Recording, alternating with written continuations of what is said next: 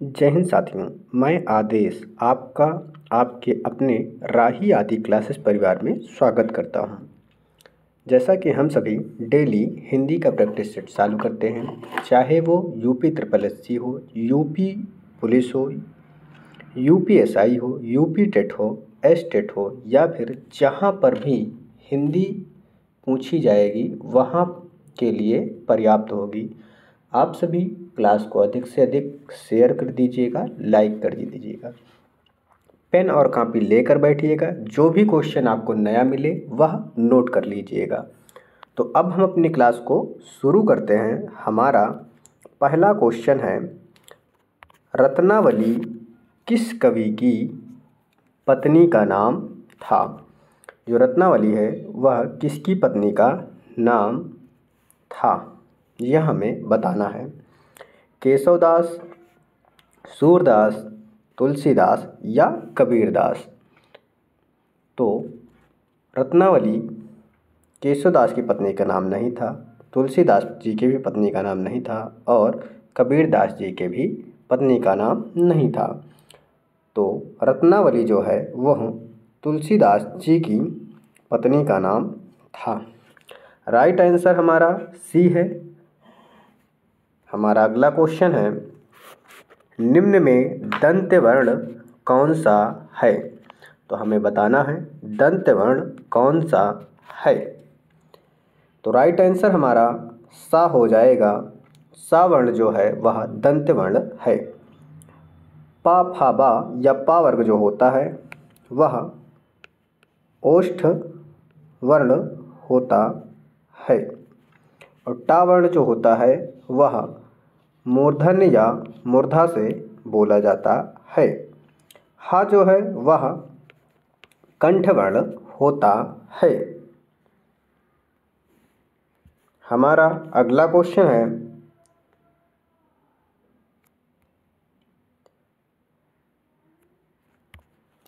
किस वाक्य में विराम चिन्ह का उचित प्रयोग नहीं है? किस वाक्य में विराम चिन्ह का उचित प्रयोग नहीं है, हमें बताना है। राम तुम क्या करते हो, यह सही है, प्रश्नवाचक चिन्ह का निशान लगा हुआ है। सीता, गीता और अनीता बाजार गए, यह भी सही है। सुनो सुनो वह गा रही है, यहाँ पर विस्मयादिबोधक का प्रयोग हुआ है, यह भी सही है। बचा क्या? ऑप्शन डी, तो यही सही है। महाशय प्रिय महाशय, उसके बाद अल्प विराम लगा हुआ है, यहाँ पर अल्प विराम ना होकर होगा विस्मयादिबोधक चिन्ह। तो हमारा जो उचित प्रयोग नहीं है वह ऑप्शन डी में है। राइट आंसर हमारा ऑप्शन डी सही हो जाएगा। हमारा अगला क्वेश्चन है, निम्नलिखित शब्दों में एक की वर्तनी शुद्ध है, हमें शुद्ध वर्तनी बताना है। आरोग्यता जो शब्द है वह आरोग्यता नहीं होता है, यह गलत है। क्या होता है? आरोग्य होता है। क्या होता है? आरोग्य होता है। उसके बाद गृहिणी लिखा हुआ है, गृहिणी शब्द क्या है? यह शुद्ध है। ऑप्शन सी है। अंतरचेतना, अंतरचेतना नहीं होता है। क्या होता है? अंतश्चेतना, अंतश्चेतना होता है। इसके बाद निराभिमान, निराभिमान लिखा हुआ है, तो निराभिमान ना होके निरभिमान होता है, यानी रा में आ की मात्रा नहीं होती है।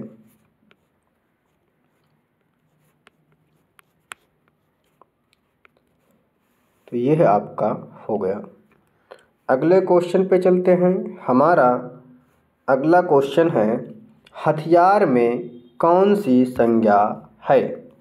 हथियार शब्द में हमें संज्ञा बताना है। हथियार शब्द में हमें संज्ञा बताना है।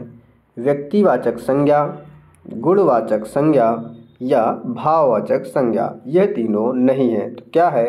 हथियार शब्द में जातिवाचक संज्ञा है, क्योंकि हथियार होते हैं अलग अलग तो उनका नाम भी होता है। तो हथियार जातिवाचक संज्ञा के अंतर्गत आएगा।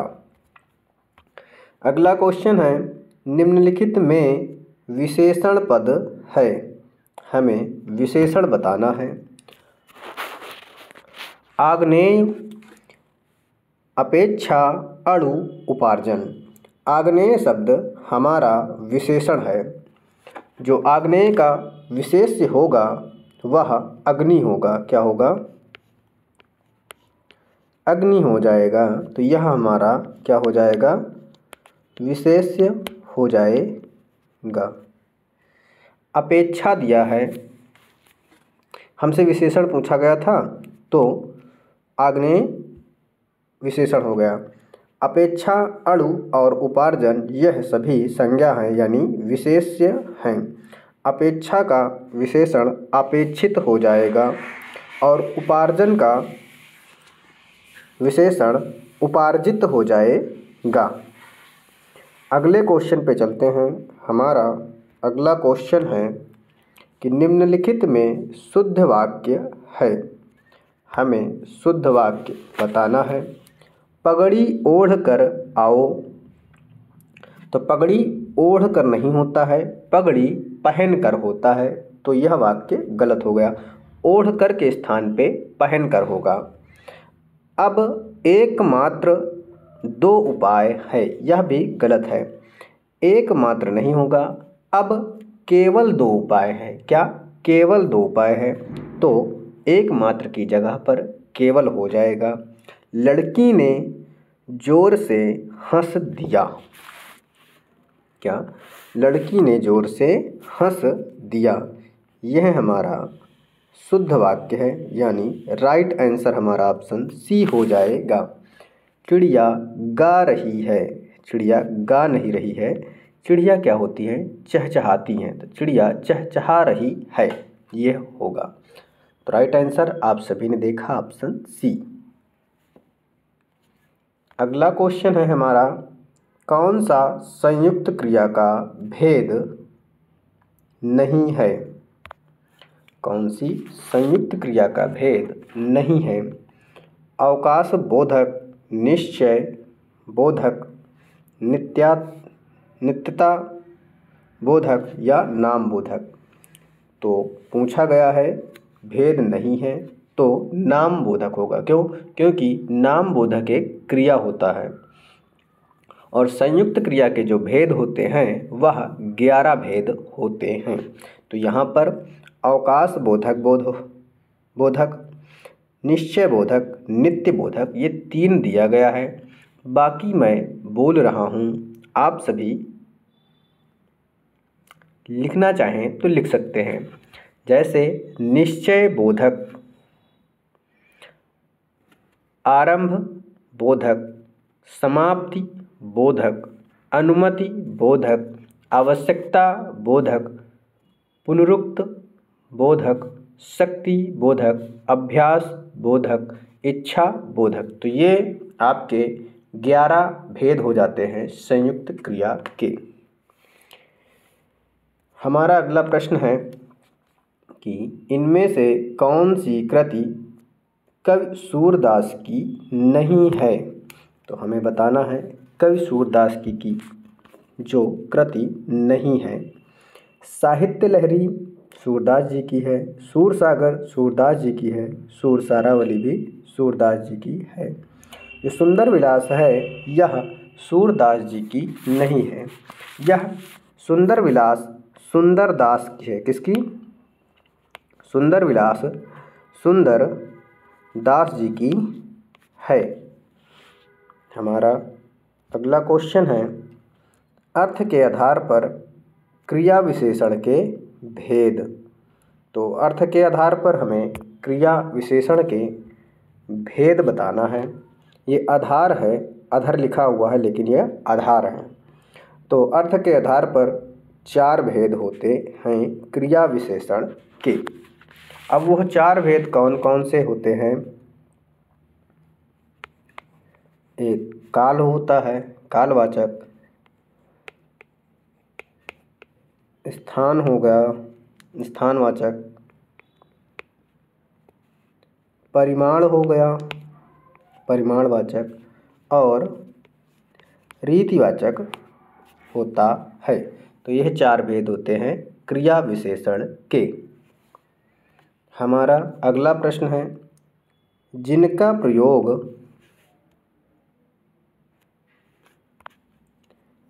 निश्चित शब्द समुदाय या पूरे वाक्य का अतिरिक्त भावार्थ प्रदान करने के लिए होता है उसे कहते हैं।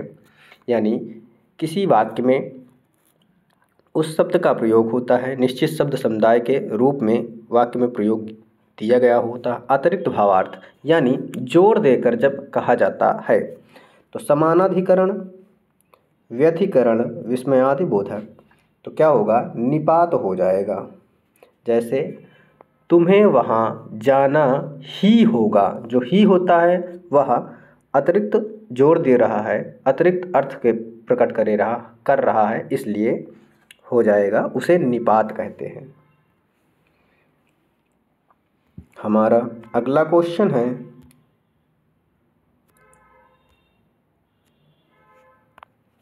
कि निम्नलिखित प्रश्न में 4 विकल्पों में से दिए गए वाक्य का सही काल वाला विकल्प पहचानना है।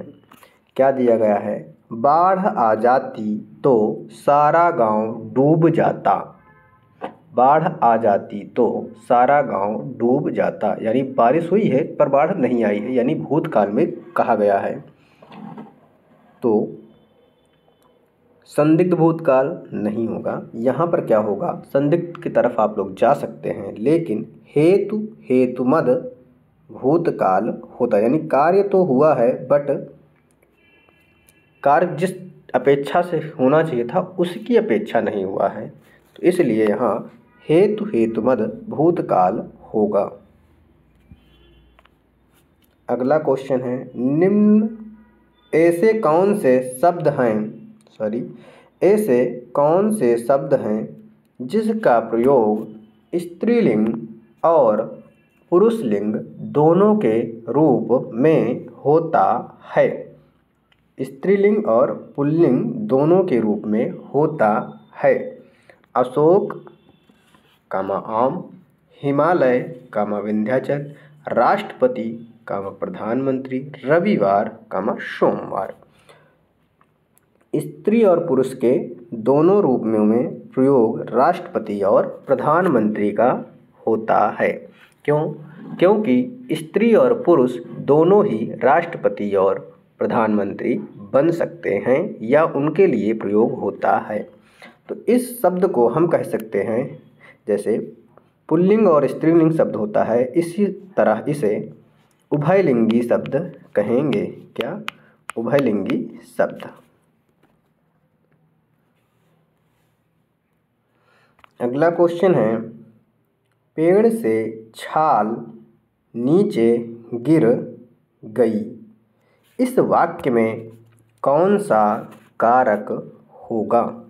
पेड़ से छाल नीचे गिर गई, यानी पेड़ से जो छाल है वह अलग हो गई। जब अलग या दूर को दर्शाया जाता है तो वहाँ पर कौन सा कारक होता है? तो वहाँ पर अपादान कारक होता है। करण कारक में साधन होता है। क्या होता है? साधन होता है। कर्म में क्रिया से संबंधित दिया जाता है। संबोधन में आप सभी जानते हैं विस्मयादिबोधक का प्रयोग होता है। अगला क्वेश्चन है, निम्नलिखित में से कौन सा शब्द तत्सम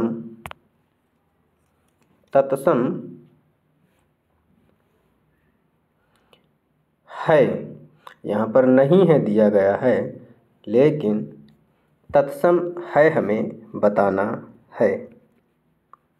क्या बताना है? कि तत्सम है।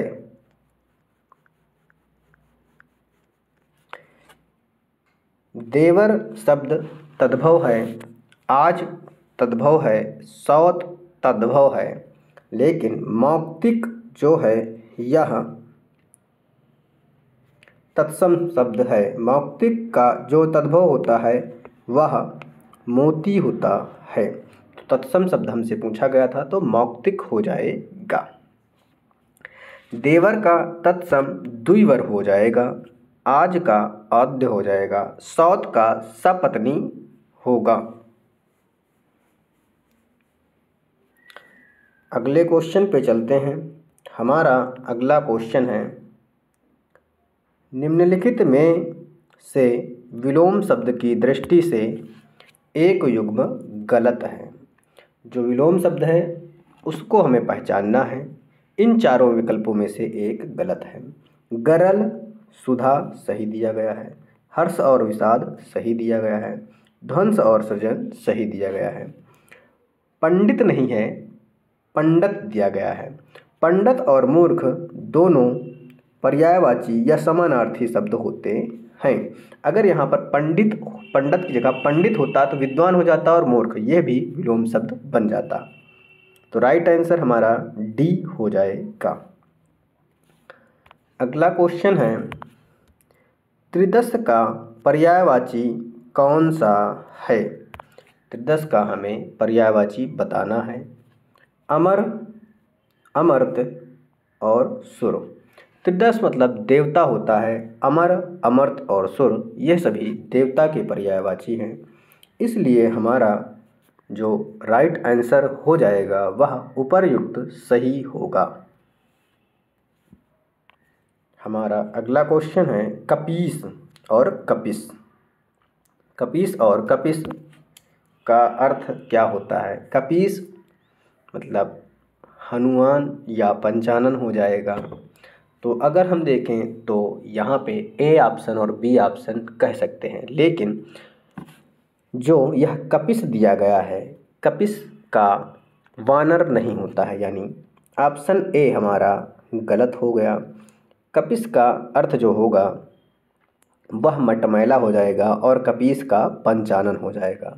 तो राइट आंसर हमारा बी ऑप्शन सही हो जाएगा। सूर्य और नाव दिया गया है, इसका क्या होगा यह आप सभी देख लीजिए। सूर्य जो होता है उसे तरणी कहते हैं। क्या कहते हैं? तरणी।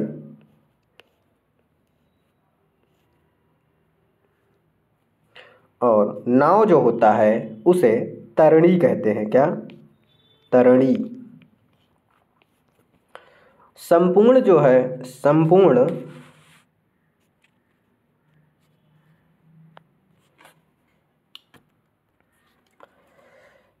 संपूर्ण दिया गया है। संपूर्ण को हम सकल कहते हैं। क्या? यहाँ लिख लेते हैं सकल। और जो अंश को बोलेंगे इसे भी सकल बोलेंगे, लेकिन यहाँ तालव्य सा हो जाएगा। तो हमारा राइट आंसर जो था वो बी है। अगला क्वेश्चन है, सही विकल्प का चयन करना है जो वाक्यांश के लिए एक शब्द है। आदि से अंत तक, जिसे आदि से अंत तक उसे आद्योपांत कहते हैं।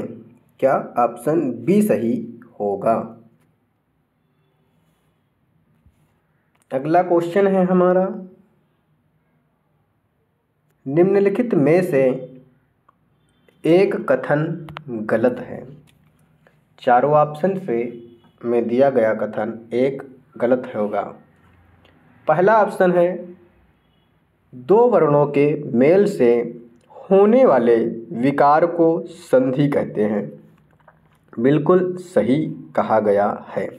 ऑप्शन बी में दो स्वरों के मेल से उत्पन्न विकार को स्वर कहते हैं। यह भी आपने पढ़ा है, सही दिया गया है। व्यंजन से स्वर अथवा व्यंजन के मेल से उत्पन्न व्यंजन में विकार को व्यंजन संधि कहते हैं। यह भी सही दिया गया है। यानी पहला शब्द व्यंजन हो और जो दूसरा शब्द स्टार्ट हो, शुरू हो, वहाँ पर स्वर या व्यंजन दोनों में से कोई भी होगा तो वहाँ व्यंजन संधि होगा उन दोनों के मेल से। यानी हमारा तीसरा ऑप्शन भी सही है। बचा क्या? लास्ट में डी, तो वही हमारा गलत हो जाएगा। फिर भी हम देखते हैं, विसर्ग के साथ विसर्ग के मेल से उत्पन्न विकार को विसर्ग संधि कहते हैं। ये गलत है। विसर्ग के साथ विसर्ग नहीं मिलता है, विसर्ग के साथ स्वर या व्यंजन मिलता है, लेकिन जो विकार होता है वह विसर्ग में होता है। यानी जो परिवर्तन होता है वह विसर्ग में होता है। उम्मीद है आप सभी को समझ में आया होगा। तो हमारा आज का लास्ट क्वेश्चन है, भातृण भातृण शब्द में संधि का भेद हमें बताना है कि कौन सी संधि है। भातृण का हम संधि विच्छेद करते हैं तो क्या लिखेंगे? भातृ धन ऋण। यहाँ से भी री लेंगे और यहाँ से भी री लेंगे। जब री और री का मेल करेंगे तो क्या हो जाएगा? दीर्घ हो जाएगा। यानी हमारी जो संधि होगी वह दीर्घ संधि हो जाएगी। क्या हो जाएगी? दीर्घ संधि हो जाएगी। उम्मीद है आप सभी को क्लास पसंद आई होगी। आप सभी लोग अधिक से अधिक क्लास को शेयर कीजिएगा, अपना प्यार दीजिएगा, लाइक कीजिएगा, लोगों को जुड़ने के लिए आप बोलते रहिए। ये आपका अपना चैनल है, यहाँ पर जितना मुझसे हो पाता है मैं उतना देने का प्रयास करता हूँ। आज की क्लास को यहीं तक रखते हैं। आप सभी का इस क्लास में जुड़ने के लिए तहे दिल से धन्यवाद।